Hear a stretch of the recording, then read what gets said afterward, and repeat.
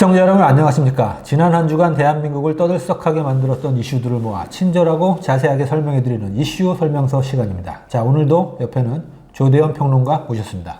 안녕하십니까. 안녕하세요.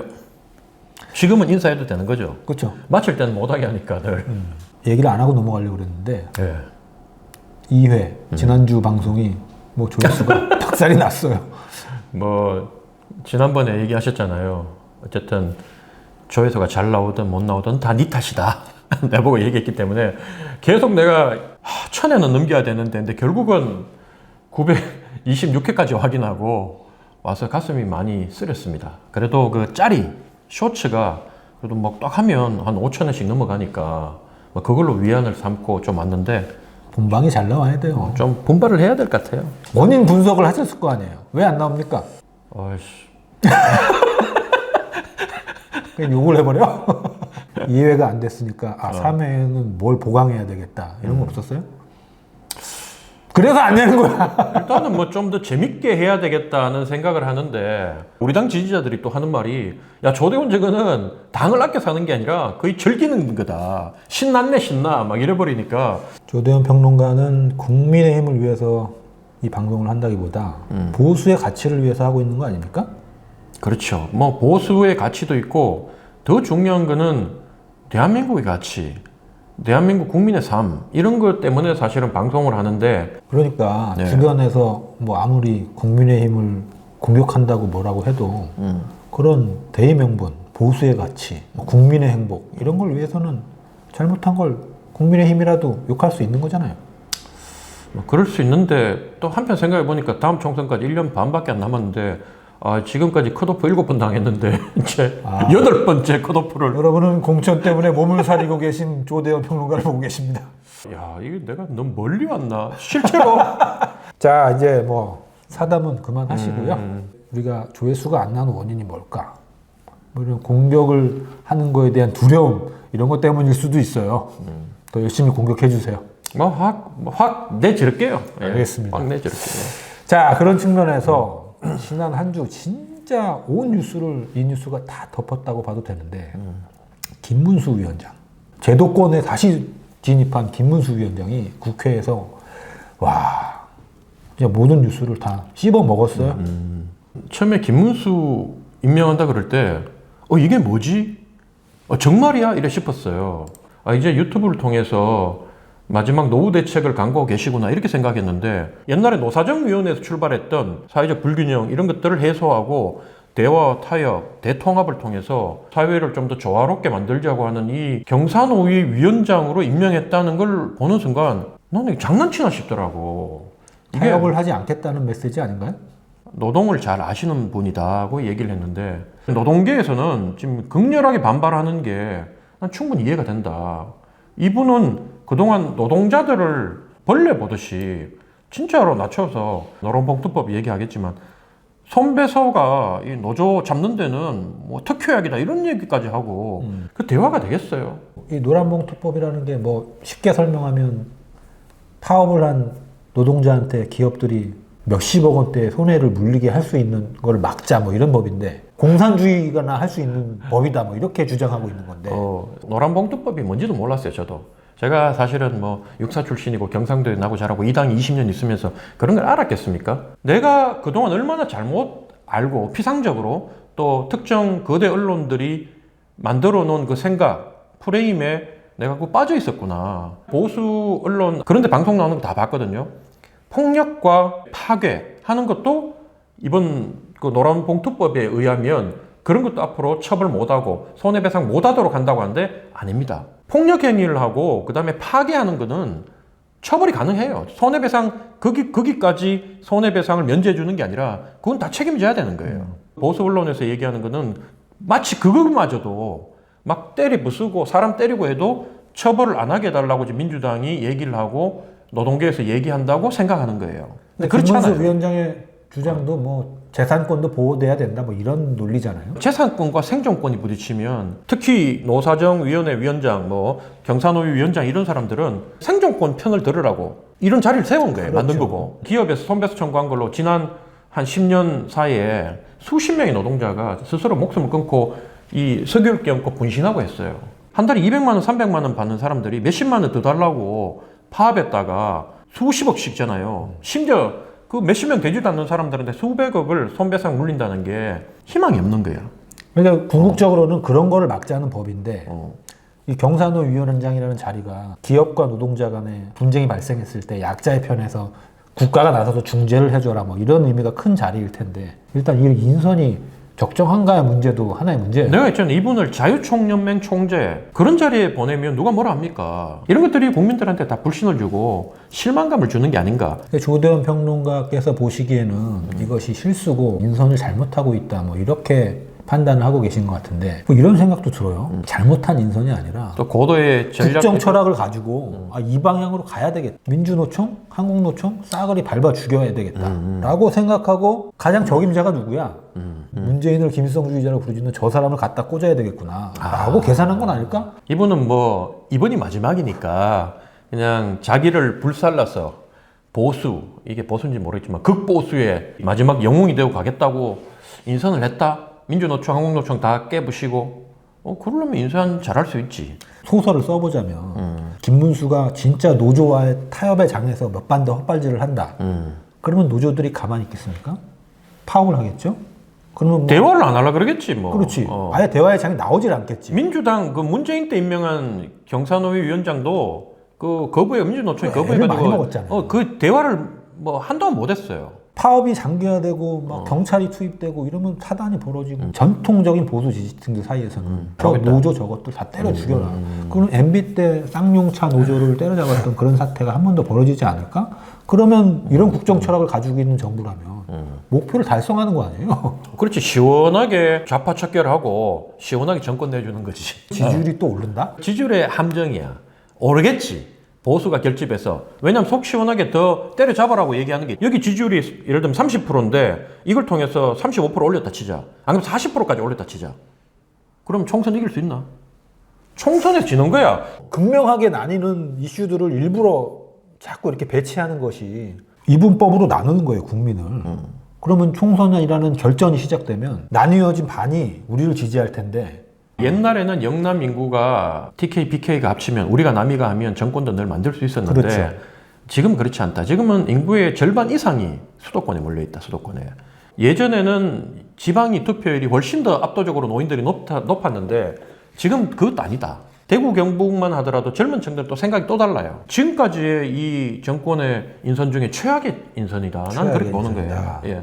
문재인은 김일성주의자다. 이 발언에 대해서는 어떻게 평가하세요? 속으로 생각하면 되잖아. 뭐 문재인을 친북주의자라고 보든지 뭐 총북주의라고 보든지 유튜버에서 이제는 경산호위 위원장으로 왔다면 이번 실제로 그 유튜브도 계정 지금 폐쇄했대요. 보니까 자기도 문제가 된다는 걸 이제 느꼈다는 거 아니야. 그거를 민주당 의원들이 건드린 거지. 전에 유튜브 집회에 나가서 이런 발언들을 했었는데 아직도 그렇게 생각하고 있나. 그런데 이 양반이 못 참고 아직도 그렇다! 이렇게 얘기를 한 거야. 그덕 말린 거지. 그런 거 보면 민주당 애들이 하여튼 야당 노릇은 참 잘해. 과거에 그렇게 뭐 유튜브 하면서 했다 하더라도 그렇게까지 표현한 거는 조금 과했다고 생각합니다. 제 부덕에 소치고 어쨌든 경산호위 위원장 잘하겠습니다 이러면 되는데 그러니까 넘어갔겠지. 우리 당 중에도 오른쪽으로 치우친 사람들 있잖아. 민주당 얘기만 나오면 완전히 막 욕설 썩고 막 조롱하고 이런 사람들이 신난 거야 지금. 김문수 보고 지키자 그러고. 근데 여기에 지금 우리 당 사람들까지 다 말린 거 아니에요. 조호영, 정진석 다음 총선에 이기려고 하면 김문수를 갖다가 김일성주의자 말 잘했네. 그게 뭐 문제인데 하는 당협위원장 한 명도 없잖아. 근데 아까 얘기했던 윤석열 정부가 구성한 국정 철학의 방향대로 인선을 한 거다라고 하면 민주당 측에서는 이분법적으로 나뉘어서 선거를 치르려는 이 논리를 깨야 되는데 땡큐지 뭐. 저 사람을 공격을 해서 내려야지 민주당은 이제 성공을 하는 거고 만약에 윤석열 정부는 김문수를 이용해서 분쟁을 촉발하고 민주당에 대한 반발심을 키워서 지지 세력을 결집하려고 한다면 김문수가 유지돼야지 유리한 거잖아요. 내가 민주당이면 이제 김문수 그만 건드릴 것 같아요. 왜냐면 김문수는 이제 민주당에서 이미 건드릴 거 다 건드렸고 그 첫 이미지가 국민들한테 다 각인이 됐기 때문에 몰랐던 사람들마저도 과거 발언 이제 다 알게 됐어.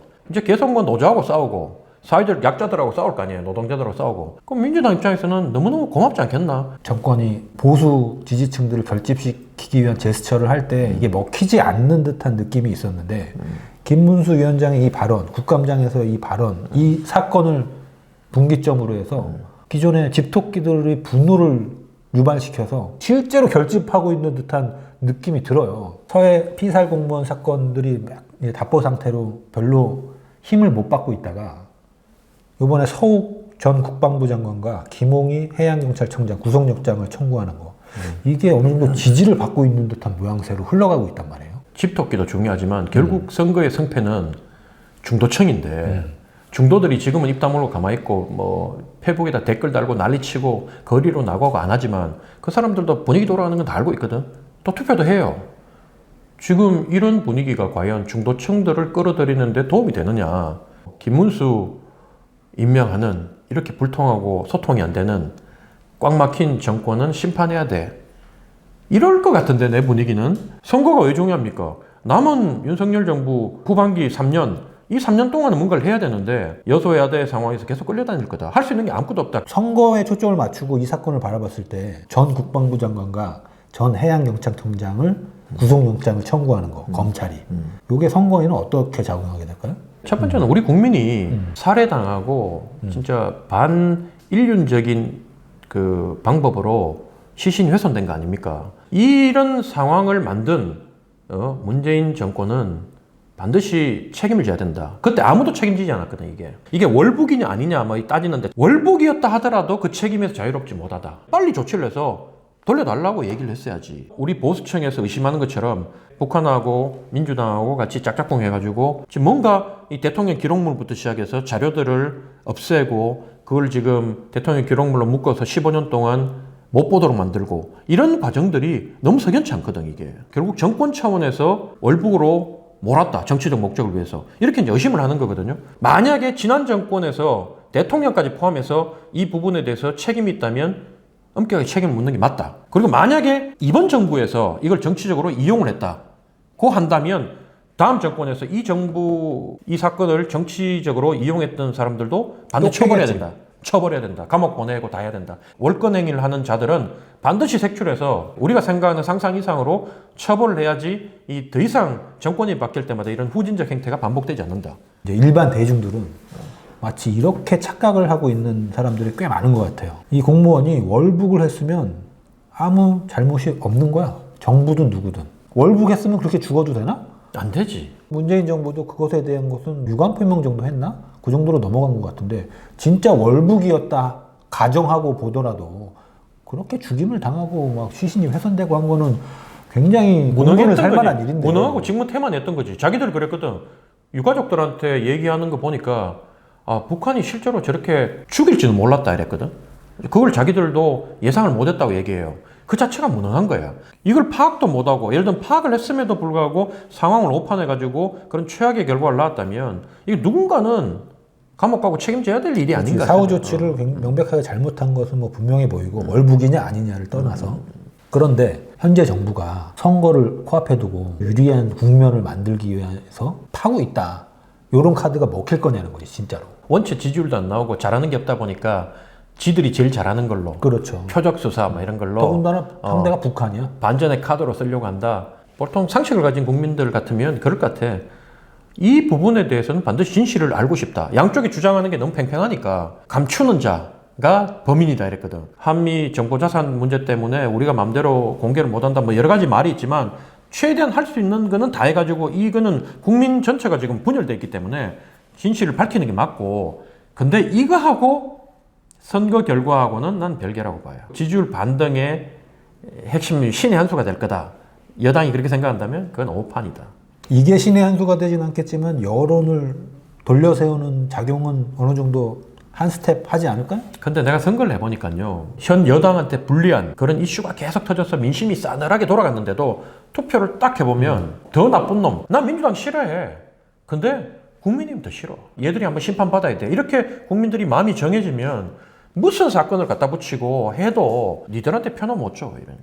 윤석열 대통령에 대한 부정평가가 60% 아래로 떨어진 적이 없어. 최근 몇 달 동안. 그 이유가 뭔가? 그 60%는 하늘이 두 쪽 나도 국민 다수가 현 정부에 대해서 불신을 딱 갖고 있기 때문에 민주당이 요건 잘 땄어. 프레임을 정권하고 검찰이 결탁해가지고 검찰공화국을 만들었다. 이거는 아주 네이밍을 잘한 거야 이게. 민주당 핵심 지지층과 심지어 이제 중도에 있는 사람들까지도 그래 또 검찰이 기획하는구나. 이것도 마찬가지.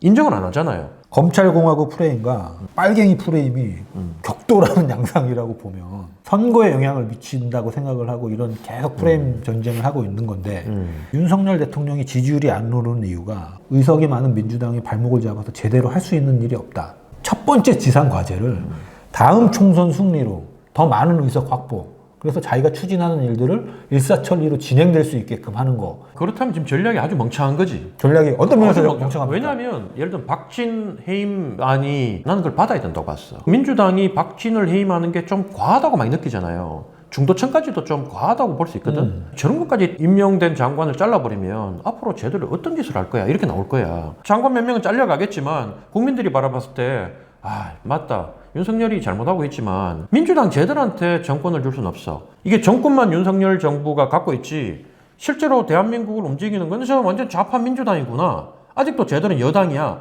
이렇게 국민들 머릿속에 뇌리에 들어가면 그럼 다음 총선에서 집권 여당한테 표를 몰아줘서 집권 여당이 다수당 한 번이라도 해보는 모습을 봐야 되겠다 이렇게 생각할 거라고. 족족이 거부권을 행사해 버리니까 말로만 협치 얘기하지 다음에도 국회에서 뭐 결정하면 니들은 계속 5년 내내 거부권 행사할 거 아니야? 이렇게 국민들이 생각해 버리면 이런 것들을 백날 해본들 국민의 마음이 안 먹힌다는 거야. 이런 분위기가 니들은 뭐라고 해봐라, 나는 내 가고 싶은 대로 가, 하늘이 두 쪽 나도 신경 안 써, 이런 분위기인 거야 지금. 윤석열 캠프 시절부터 이제 지금 거리에서 보좌를 한 사람들 얘기를 들어보면 그게 장점이라고 꼽는 사람들이 많더라고. 상황 따라 흔들리지 않는 거. 잘못된 것도 안 흔들려. 그냥 가. 내가 좀 더 철없고 지금부터 상황이 좀 나았을 때는 야 나는 이걸로 성공했어 지금까지, 난 이렇게 갈 거야 이랬을 건데 요즘 내 마음이 가난하다 보니까 얘기하는 거 보고 아 그렇나, 앞으로 고칠게 그랬잖아. 대통령도 좀 지금은 마음이 좀 가난해져야 될 시기인 것 같은데 마음이 부자가 돼도 낮은 자세로 해야 돼요. 나도 기고만장 한번 해보고 싶어. 한 번이라도. 총선을 위한 다 밑밥이다라는 생각이 또 드는 게 한 방송 프로에서 어느 패널이 얘기를 하던데 권영세 통일부 장관이 공천 관련 청사진을 싹 계획을 짜가지고 아, 그래요? 대통령한테 보고를 했다는 거예요. 대통령이 아주 흡족해했다는 거야. 이런 방향으로 공천을 해야 윤석열 정권에 큰 도움이 되고 내가 그 역할을 할 수 있는 사람이다 라고 이제 어필을 한 거잖아요, 권영세가. 그런데 우연인지 뭐 필연인지 가장 처음 매스컴에 주목을 받은 일을 한 게 어민 북송 사건 사진 터뜨린 거. 원래 뭐 이런 거란 말이에요. 원래 통일부 장관은 북한하고 대화하자 그러고 잘 지내려고 하는 잘 지내려고 하고 그다음 국방부나 이런 경산호 데는 위원장도 지금 하는 분위기는 거의 국정원장이나 국방부 장관 분위기야. 그러니까 뭐 북한은 지금 계속 열받아가지고 미사일 쏘고 앉았고. 그러니까 북풍 카드의 서막을 알린 장관이 공천의 청사진을 제시했다. 권영세 대표 어떻게 보십니까? 윤석열 대통령 입장에서는 권영세 의원이 대표가 되면 좋겠죠. 왜냐하면 자기하고 코드도 맞고 시킨 대로 잘할 것 같고. 그런데 실현 가능성이 좀 낮다고 봐야 안 되겠어요. 권영세가 누군지 모르는 사람이 많아. 지난번 조사한 거 보니까 1%대던데 권영세 인지도가.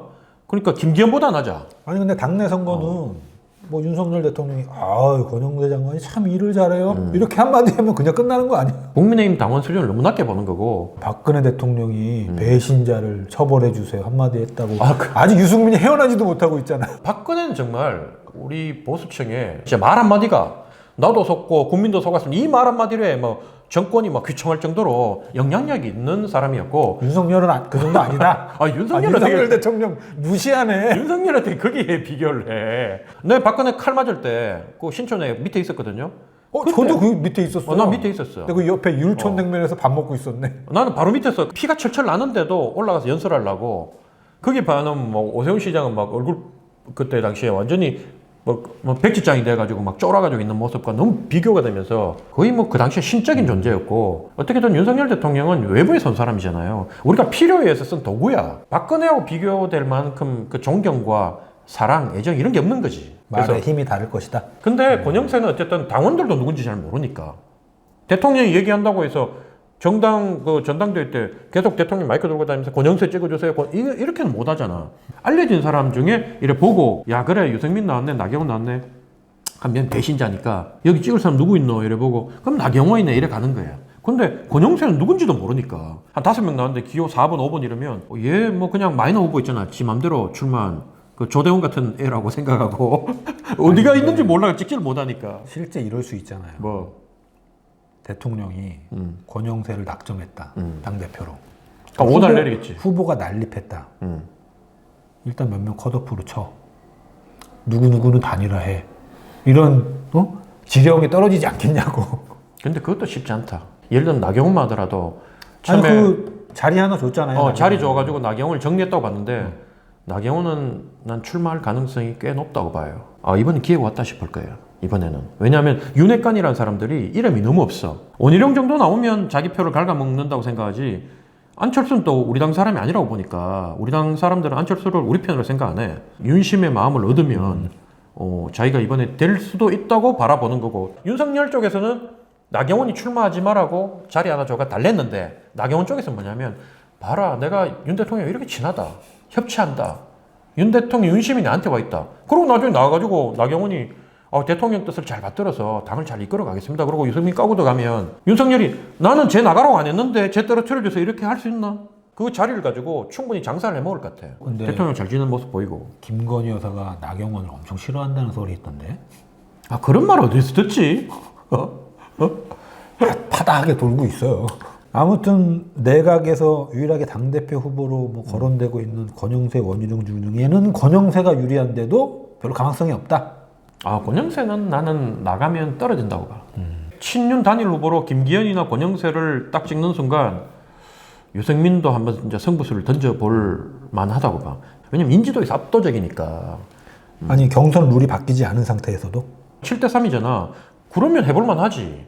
권영세 정도 나오고 유승민하고 단일화 1대로 붙으면 해볼만 하지. 최근에 유승민 의원의 대중적 지지도가 계속 높아지고 있는 분위기예요? 문재인 대통령이 윤석열을 키웠듯이 윤석열이 유승민 키우고 있는 거지 지금. 뭐 윤석열 대통령 되고 그 윤핵관들 하는 거 보니까 잘했으면 그래 유승민은 끝까지 안 돼. 배신자의 말로는 그거야 이랬을 건데 현재 너무 못하거든. 부끄럽고 짜증나고. 그러면 우리가 바깥에 내놨을 때 덜 쪽팔린 인물이 누군가.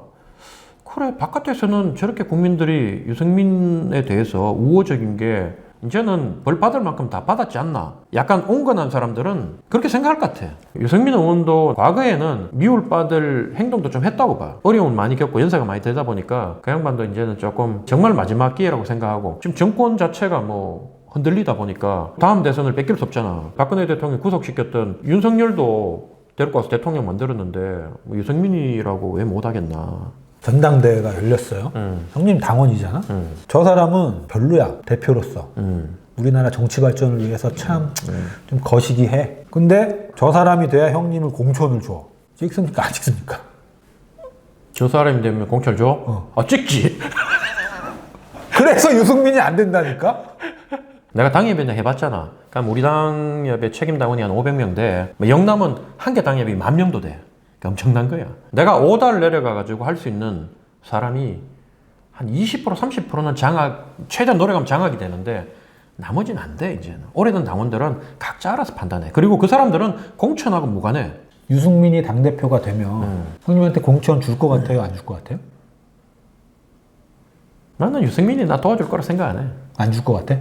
안 주지는 않고 난 어떻게 보냐면 가능성으로 보면 몇 프로? 한 50대 50. 불확실하네 아무튼. 불확실하지. 유승민이나 이준석도 유승민을 찍을 거예요 안 찍을 거예요? 그거는 내가 누가 댓글에 유승민 찍으실 거죠? 뭐 미리 감사합니다. 이래서 내가 유승민 화이팅! 그러고 난 뒤에 투표는 하는 거 봤어요.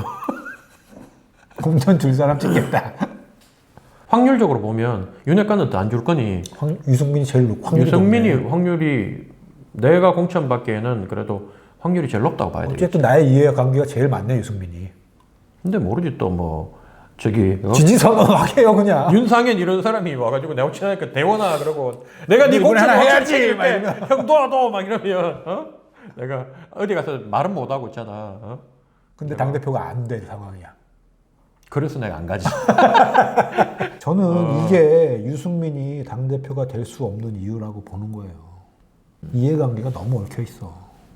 형님같이 합리적이라고 진짜 보수의 가치와 국익 그리고 국민의 행복을 위해서 하는 사람이 유승민 어떻게 하지? 찍어야 되나? 이런 고민을 하게 된단 말이지. 그렇지. 근데 어떻게 했어요? 다른 우리 당 사람들은 거의 지금 다 친윤인데 그냥 이 판대로 그대로 가 공천 받기를 원하지 변화가 생기기를 원하지 않지. 정당 정치 발전이 더딘 이유가 그런 것 같아요. 실제 이상을 구현하는 길은 뻔히 아는데 나의 이해관계 때문에 그렇지. 차악을 계속 선택하게 되는 거지. 내 배지 뗄래, 정권 교체할래 이렇게 얘기하면 뼈치 달지. 당연히 배지 단다고 그러지. 대부분이 아니라 다 그래. 그래. 뭐 우리가 의석이 막 절반으로 쪼그라드는 일이 있더라도 나만 유지하면 그거 해야지. 뭐 이렇게 가잖아요.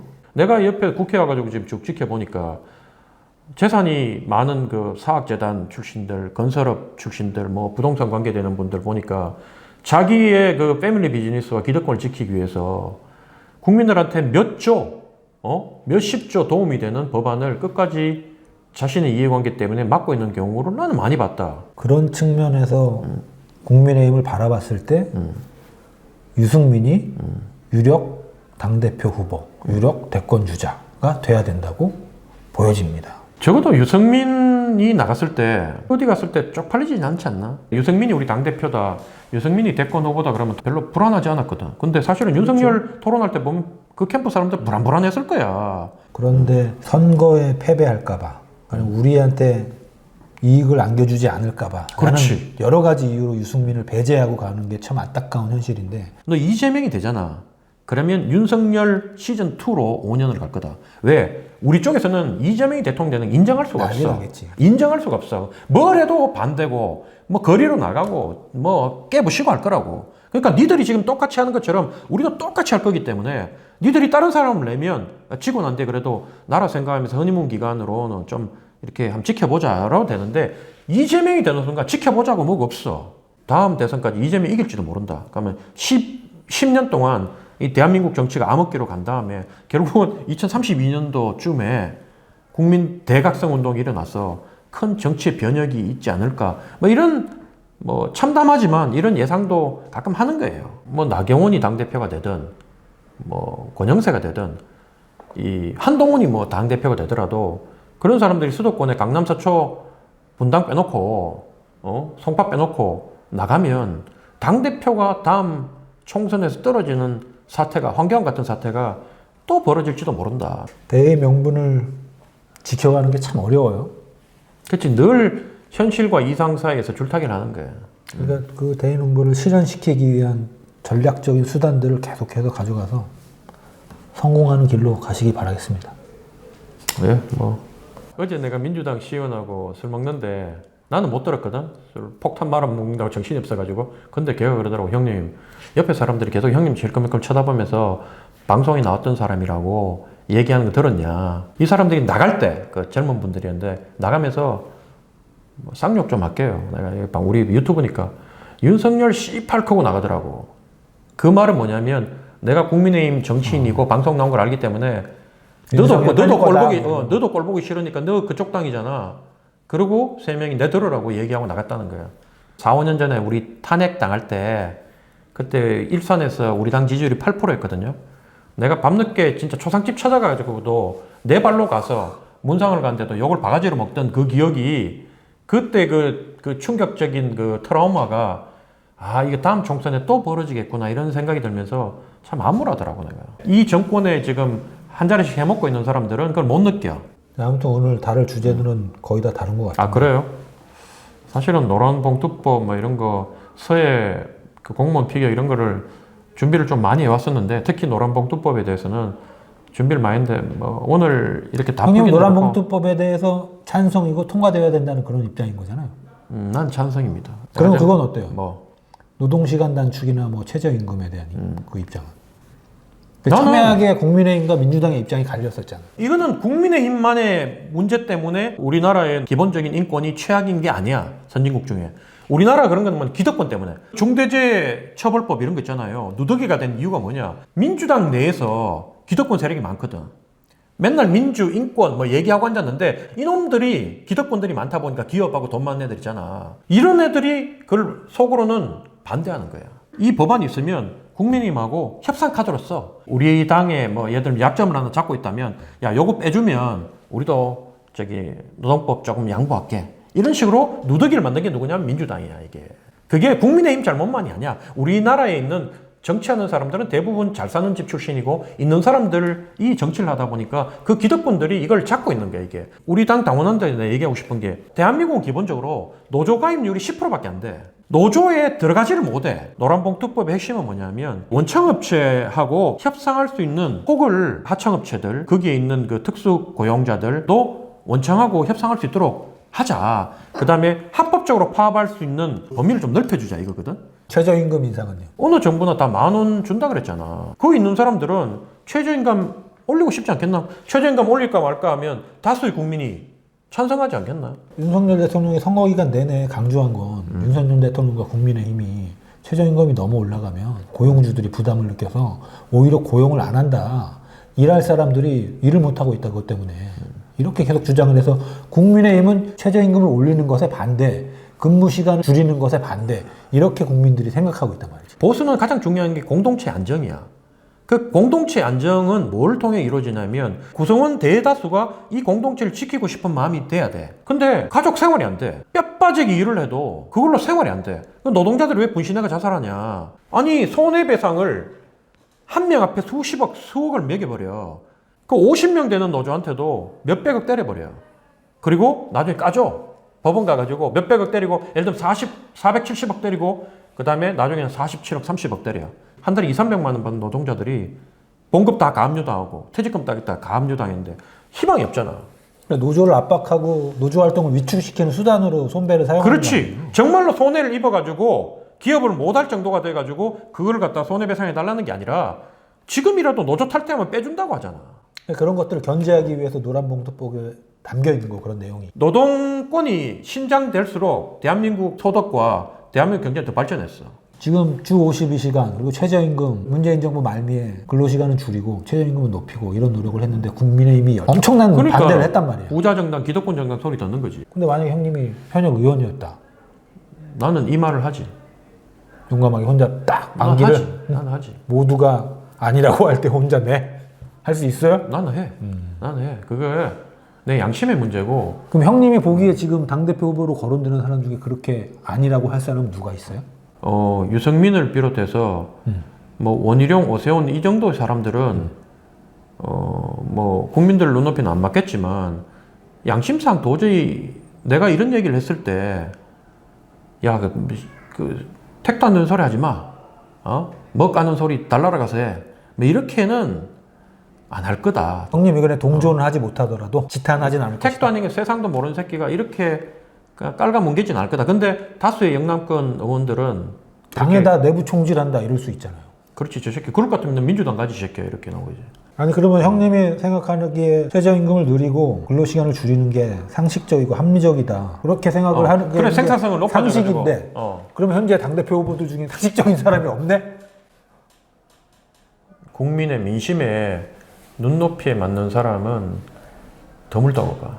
지금 그 이대준 그 서해 피격당했던 그 형 만나가지고 관심 가지고 하는 만큼의 반의 반이라도 노동자들의 삶을 직접 보고 그 사람들이 왜 데모를 하는지. 원청업체에서 하청업체를 실제로 100% 지분을 갖고 소유하고 있는데 임금 좀 올려달라고 노동시간 좀 줄여달라고 얘기하면 야 그거 너희 회사 가서 얘기하지 왜 우리 회사에 얘기하냐 그러거든. 중간에 이걸 하청업체를 만들어서 중대재해가 나더라도 노동자들을 사용하고 있는 사람들은 사람이 죽어도 책임은 요 하청에 물리고 다 빠져나가 버리는 거야. 그러니까 SPC가 이번에 그 23살짜리 여성이 기계에 빨려 들어가가지고 상반신이 빨려 들어 죽었는데 그 새끼들이 기계를 안 멈추고 계속 거기다 빵을 만들었다는 거 아니에요.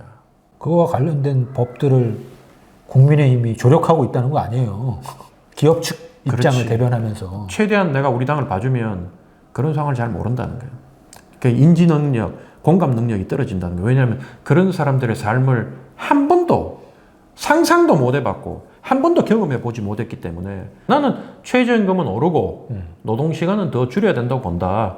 그렇게 한다고 해서 나라 망하지 않는다. 최저임금을 늘려야 된다 이 말을 듣고 싶었던 게 아니라 형님의 신념과 국민의힘의 당론이 배치되는 경우가 있는데 이게 주류의 헤게모니가 되려면 형님과 같은 생각을 하는 그게 상식이라고 가정을 하고 상식적인 사람들이 더 많아지고 그게 당론으로 옮겨가야 될 거 아니에요? 그러려면 지금부터 첫 단추를 끼운다 생각하면 지금 당대표를 누굴 뽑느냐, 그래서 총선 공천을 누가 하느냐, 실제 국회의원이 누가 되느냐, 이게 굉장히 중요한 일이 될 거란 말이죠. 그러면 국민의힘 당원인 형님의 지금 투표가 굉장히 중요한 일이 될 거란 말이지. 난 그 고민하고 투표하지.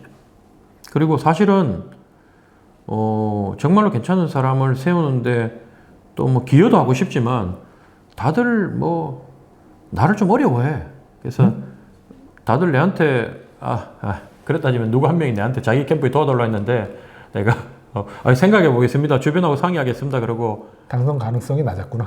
당선 가능성도 낮은 데다가 또 내하고 잘 맞지 않는 분인데 그 형님 요새 페이스북 보면 민주당 인사들 자주 만나던데 민주당 인사들이 보자고 많이 연락이 와. 그 얘기해보면 어때요? 이런 정책적인 얘기나 뭐 이념적인 얘기 많이 할 거 아니야?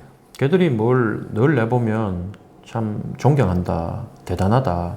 나도 우리 당내에서 그런 국민의힘에서는 못 듣는 말이잖아. 못 넣는 얘기지. 당신처럼 바른 정치인이 당을 떠나서 잘 됐으면 좋겠다. 나도 당신처럼 하고 싶다. 근데 나도 용기가 없어서 우리 당에서 그렇게 못하고 있다. 이번에 용기를 내가 해보려고 한다. 몇 명은 젊은 친구들은 자기 당원들 그 카톡방에다가 국민의힘이 우리의 적이냐? 나는 그렇게 생각하지 않는다. 국민의힘은 우리와 같은 분야에 일하는 동종업계에 근무하는 동업자이자 경쟁자다. 그래서 그 경쟁자를 이기기 위해서 난 늘 노력한다. 그래서 내가 반응이 어떻더나 그러니까 싸늘하던데요. 그쪽 당도 그런 거야. 근데 나는 그게 고마운 게 뭐냐면 어린애 적어도 같은 소리 하고 있네 이러겠지. 그렇지. 정치인 투쟁인데 어떻게 저 적폐 세력인 국힘하고 한쳐내고 아킬레스건을 자를까 이국림을 하고 있었는데. 근데 나는 적어도 이렇게 내 생각에 동의하는 젊은 정치인들이 당을 떠나서 생겼다는 게 난 대한민국 발전에 역사 발전에 조금이라도 나는 기여했다고 보고 그 사람들이 근데 제일 마지막에 늘 얘기하기를 근데 왜 민주당 오시면 안 돼요? 이렇게 얘기하지 나한테. 그 정의당에서 꼭 부르기로 했어. 내가 그렇게 얘기하면 애들이 그냥 가만히 있더라고. 작별 인사를 고해야 되겠습니다. 지난 한 주간 대한민국을 떠들썩하게 만들었던 이슈들을 모아 친절하고 자세하게 설명해드리는 이슈 설명서. 이슈 설명서. 왜 버벅대나? 오늘은 여기서 마치겠습니다. 오늘은 인사 안 합니다. 2번 깨져봤기 때문에. 감사합니다. 다음 시간에 찾아뵙겠습니다. 안녕히 계세요.